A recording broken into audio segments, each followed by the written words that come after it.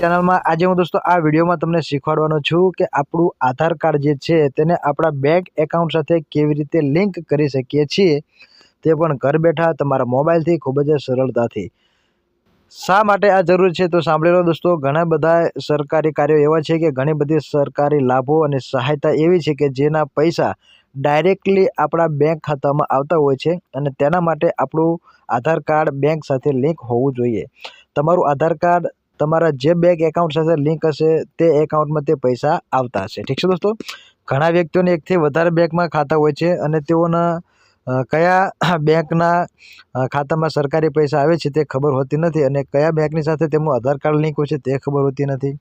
તો દોસ્તો આવા સંજોગોમાં શું થાય છે કે તેઓ પોતે કન્ફ્યુઝ હોય છે કે કયા એકાઉન્ટમાં મારા સરકારી પૈસા આવે છે। જો દોસ્તો તમે સરકારી લાભો મેળવવા માટે જે કોઈ ફોર્મ ભરતા હોય તેની અંદર તમે જે બેંક એકાઉન્ટ નંબર આપેલો હોય તેની અંદર જો તમારું આધાર કાર્ડ લિંક નહીં હોય તો તે પૈસા આવવામાં વાર લાગતી હોય છે। તો દોસ્તો તમે ઘર બેઠા ચેક કરી શકો છો કે તમારા કયા ખાતાની અંદર તમારો આધાર કાર્ડનો નંબર લિંક છે અને કયા ખાતાની અંદર ડીબીટી એટલે કે ડાયરેક્ટ બેંક ટ્રાન્સફરના પૈસા આવે છે। ઠીક છે। આ ઉપરાંત તમે ઘરે બેઠા મેં કીધું તમારા મોબાઈલથી માત્ર 2 મિનિટની અંદર આ આધાર કાર્ડને તમારા બેંક એકાઉન્ટ સાથે સીડિંગ કરી શકો છો, લિંક કરી શકો છો। આ કાર્ય માટે પહેલાં દોસ્તો કેવું થતું હતું, આપણે બેંકમાં જવું પડતું હતું અને ત્યાં આપણે આધાર કાર્ડની ઝેરોક્ષ આપી અને ત્યાં જે કંઈ પ્રોસેસ કરવાની હતી તે પ્રોસેસ કરી અને ત્યારબાદ આપણે આપણા બેંક એકાઉન્ટ સાથે આપણું આધાર કાર્ડ લિંક કરી શકતા હતા, પરંતુ હવે તે મોબાઈલથી તમે આરામથી કરી શકો છો। જે વ્યક્તિઓનું બેંક એકાઉન્ટ સાથે આધાર કાર્ડ લિંક હશે તે અમુક વખત મની ટ્રાન્સફરવાળા પાસે જઈને અને પોતાના હાથનો અંગૂઠો આપીને ત્યાંથી પણ પૈસા ઉપાડવાનું કાર્ય કરતા હોય છે, તો તે પણ થઈ શકે છે। પણ તે ક્યારે થશે? જો તમારા આધાર કાર્ડને બેંક એકાઉન્ટ સાથે લિંક કરેલું હશે તો। આવા ઘણા બધા ફાયદા છે તમારા બેંક એકાઉન્ટને આધાર કાર્ડ સાથે લિંક કરવાના। તો દોસ્તો સિમ્પલી તમને શીખવાડું, તમારે કરવાનું છે શું, તમે કોઈ પણ એક બ્રાઉઝરને ઓપન કરી લો। ઠીક છે દોસ્તો। બ્રાઉઝરને ઓપન કર્યા બાદ દોસ્તો આપણે સર્ચ બારની અંદર આપણે ટાઈપ કરીશું NPCI, આટલું લખીને તમે દોસ્તો જેવી સર્ચ કરશો તો આવી સૌથી પહેલી જ એક વેબસાઇટ છે NPCIની તે ખુલી જશે। ઠીક છે દોસ્તો। તેના પર તમારે ક્લિક કરી દેવાનું। ત્યાં ક્લિક કરો દોસ્તો જો આવો ઇન્ટરફેસ તમારી સામે આવશે। તમે બેંકમાંથી તમે મોબાઈલથી શોધી રહ્યા છો તો આવો ઇન્ટરફેસ તમારી સામે આવશે। હવે દોસ્તો જો અહીં તમને 3 લાઈનો દેખાઈ રહી છે, તેના પર તમારે ક્લિક કરવાનું છે। ત્યાં ક્લિક કરો, અહીં લખ્યું છે કસ્ટમર્સ, તે કસ્ટમર જે લખ્યું છે તેની પર તમારે ક્લિક કરવાનું છે।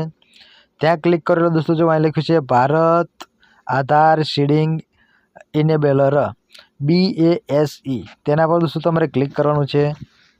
ત્યાં ક્લિક કરશો દોસ્તો આધાર કાર્ડની જે કોઈ સેવાઓ છે જે હાલ દોસ્તો ઓનલાઈન થઈ શકે છે ભારતીય રાષ્ટ્રીય ભુગતાન વિભાગ ઉપર, નેશનલ પેમેન્ટ કોર્પોરેશન ઓફ ઇન્ડિયાની સાઇટ ઉપર જે કાર્ય થઈ શકે છે તેનો ઓપ્શન તમને અહીં જોવા મળશે।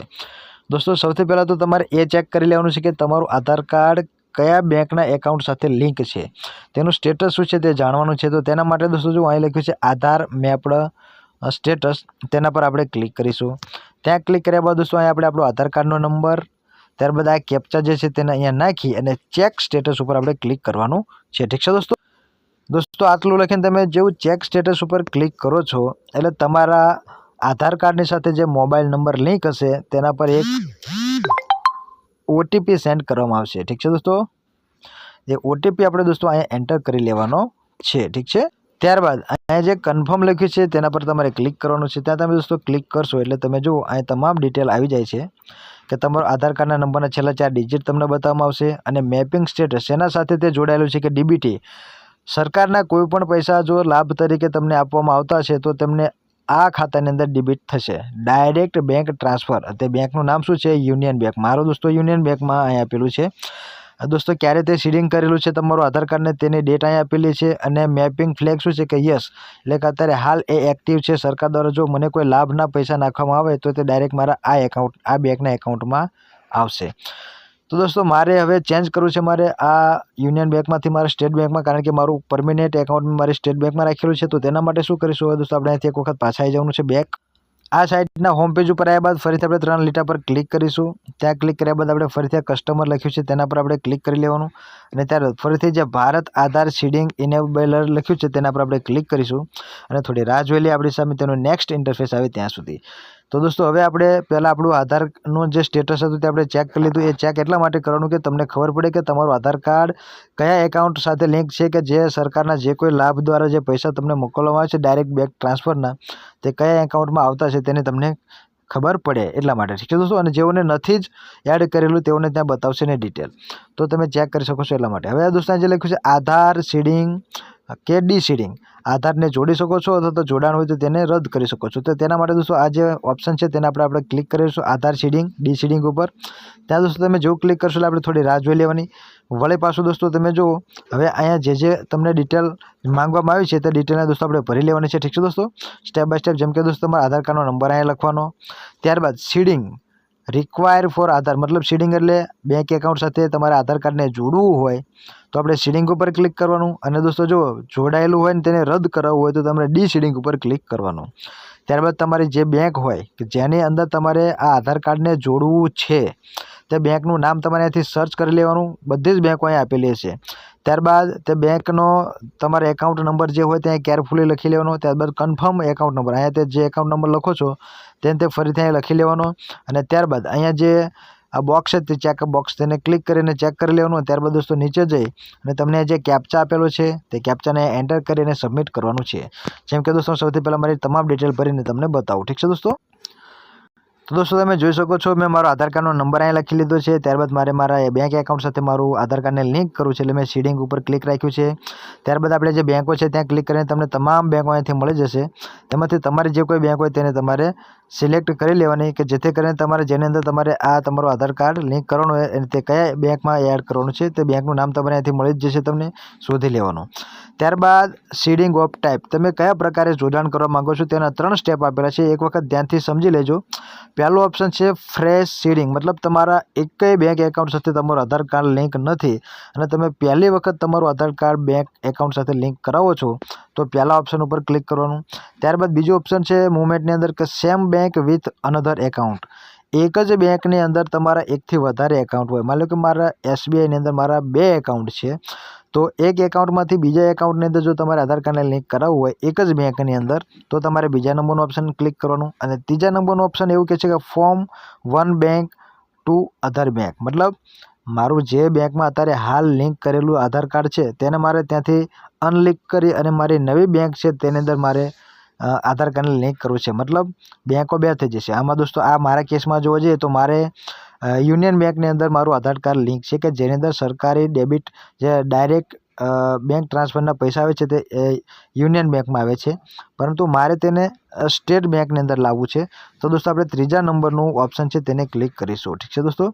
પહેલા નંબરની અંદર જો તમે પ્રથમ વખત આધાર કાર્ડને લિંક કરતા હોય, કોઈ જ એકાઉન્ટ સાથે તમારું લિંક ના હોય તો તમારે પહેલા નંબરનું ઓપ્શન ક્લિક કરવાનું. બીજા નંબરમાં એક જ બેંકમાં એકથી વધારે એકાઉન્ટ તમારા હોય અને એની અંદર તમારે જો એક એકાઉન્ટમાંથી બીજા એકાઉન્ટમાં લિંક કરવું હોય તો બીજા નંબરનું ઓપ્શન ક્લિક કરવાનું. અને ત્રીજા નંબરના એક ઓપ્શનની અંદર તમારે એક બેંકમાંથી બીજી બેંકમાં જો તમારે આધાર કાર્ડને લિંક કરાવવું હોય તો તમારે ત્રીજા નંબરનું અહીંયા ઓપ્શન ક્લિક કરવાનું છે. આટલું દોસ્તો તમારે શાંતિથી સમજી લેવાનું હતું. હવે તમારે જે બેંકમાં આધાર કાર્ડને લિંક કરવાનું છે તે બેંકનો એકાઉન્ટ નંબર લખી અને કન્ફર્મ અહીંયા એકાઉન્ટ નંબર લખી દેવાનો છે. મેં મારો એકાઉન્ટ નંબર અહીંયા લખી લીધો છે. ત્યારબાદ આપણે ચેકબોક્સ ઉપર આ રીતે ક્લિક કરી અને દોસ્તો વાંચવા માંગતો હોય તો એક વખત વાંચી લેજો. ત્યારબાદ આ જે કેપ્ચા આપેલો છે તેને આપણે એન્ટર કરી લેવાનો છે.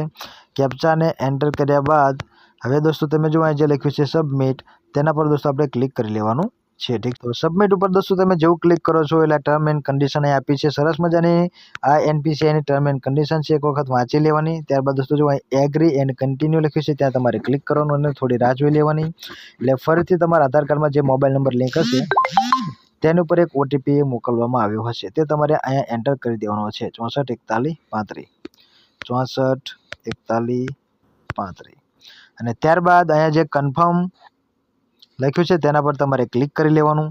ત્યાં ક્લિક કરશો એટલે દોસ્તો તમે જુઓ તમારું આધાર કાર્ડ અહીંયા લખ્યું છે કે your Aadhaar number is currently mapped to Union Bank of India, please click okay to proceed with State Bank. મતલબ મારું આધાર કાર્ડ અત્યારે યુનિયન બેંકમાં લિંક છે અને તેને હું સ્ટેટ બેંકમાં લિંક કરાવવા માંગુ છું, તો શું તમે ખરેખર આ કરવા માંગો છો? તો હા, તો આપણે કન્ફર્મ ઉપર આપણે ક્લિક કરીશું. તમે કન્ફર્મ ઉપર ક્લિક કરશો દોસ્તો એટલે તમે જુઓ અહીંયા તમારું આધાર કાર્ડ સ્ટેટસ સક્સેસ થઈ ગયું છે અને રિઝલ્ટમાં એવું લખ્યું છે કે આ આધાર કાર્ડનો જે નંબર છે તમારો સ્ટેટ બેંક ઓફ ઇન્ડિયાની અંદર સીડ થઈ ગયો છે, ઠીક છે દોસ્તો. ત્યારબાદ આપણે ઓકે કરી લેવાનું છે, ઠીક છે દોસ્તો. હવે દોસ્તો આપણે અહીંયાથી આવી જઈશું બહાર અને ફરીથી આપણે એક વખત સ્ટેટસ ચેક કરી લઈએ. હું તમને બતાવું કે પહેલાં જ્યાં યુનિયન બેંક હતી ત્યાં સ્ટેટ બેંક આવી ગઈ હશે. તેના માટે દોસ્તો ફરીથી આપણે જેવી રીતે આપણે આપણું આધાર કાર્ડના મેપનું સ્ટેટસ ચેક કર્યું હતું તેના પર આપણે ક્લિક કરીને ફરીથી આપણો આધાર કાર્ડનો નંબર નાખીને કેપ્ચા નાખીને ઓટીપી મેળવીને એન્ટર કરી લેવાનો છે. ઠીક છે દોસ્તો.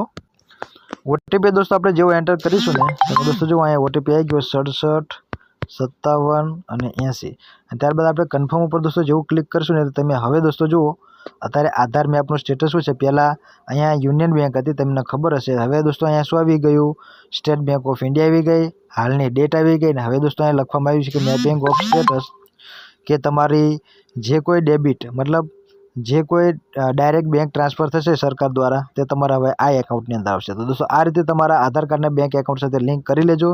ના કરી હોય તો એક વખત ચેક કરી લેજો કે કયા એકાઉન્ટ સાથે લિંક છે.